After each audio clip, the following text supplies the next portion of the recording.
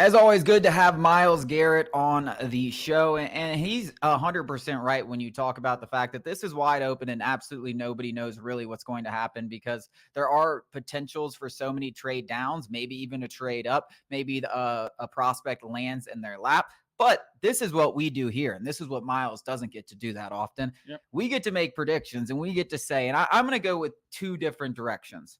If the Falcons trade down, or if the Falcons, I'm not going to put trade up into there, because I think we would know if they're going to trade up, it's probably going to be for like a Malik Neighbors or a Marvin Harrison. Like that's what it would have to be, right? I'd say so. Yeah. So let's say two different scenarios. One, they stand pat, who's the pick, and one, they trade back, who's the pick, and how far are they trading back?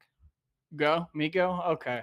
I'm going to go a little bit away from everybody. If you look on Vegas's odds, if you look on anybody's mock draft, it's either Latu or Dallas Turner, both edge rushers, UCLA, Bama, respectively. I'm going to go in a different direction, and I've talked about it in dozens of articles. Go check them all out on sportstalkatl.com. A pass rush isn't just edge guys pinning their ears back and going and attacking a quarterback.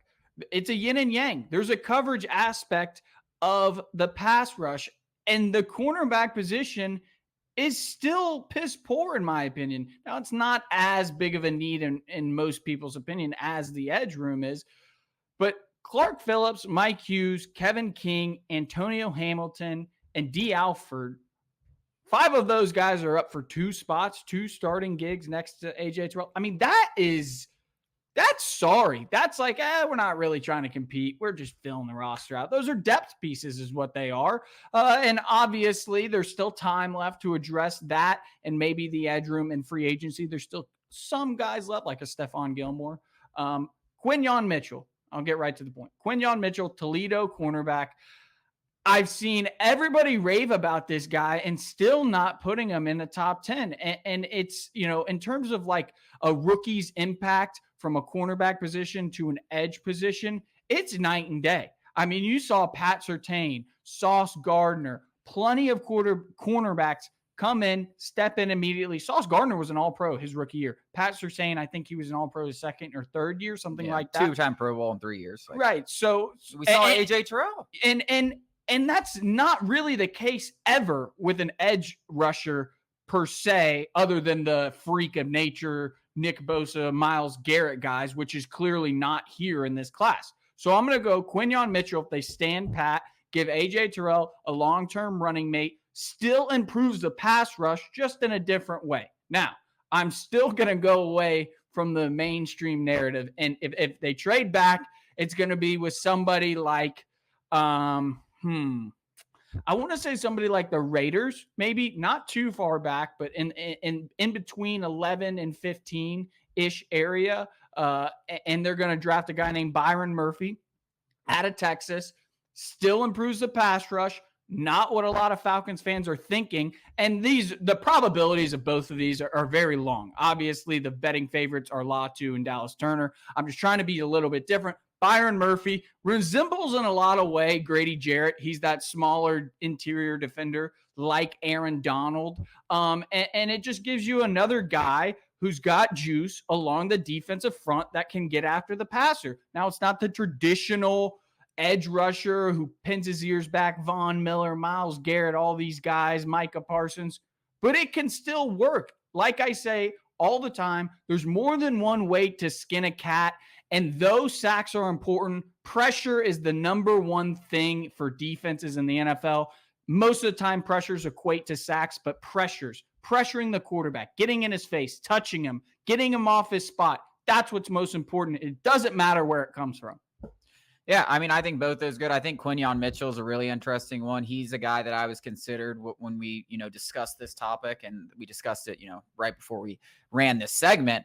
Quinyon Mitchell was a guy that I genuinely think. I also think he's a potential. Maybe you trade back and he's still there at 12, 13, 11. I do think at trade back, I'm right there with you. It's going to be in that 11 to 13 range. Nothing too drastic. Maybe the Jets want to come up and take a wide receiver, or maybe they want to come up and take one of those offensive tackles. You move back to 11 with them. You're still probably probably get your pick of the litter when it comes to defensive prospects just because of how the rest of the board shakes out. So I don't really think you're going to miss out by moving back. So I think all those defensive prospects will probably still be on the board. And if that's the case, I will go with Latu if they move back. I do think if you're talking about a guy who can step in and be that immediate impact player of all the edge rushers, he's probably your best bet. I think Dallas Turner is going to take a little bit of coaching up and development. All these guys are. I just think Latu is a little bit more polished. But if the Falcons stand pat, and I have been on this train since the very beginning, and it's Rome Odunze, and that is who they're going to take.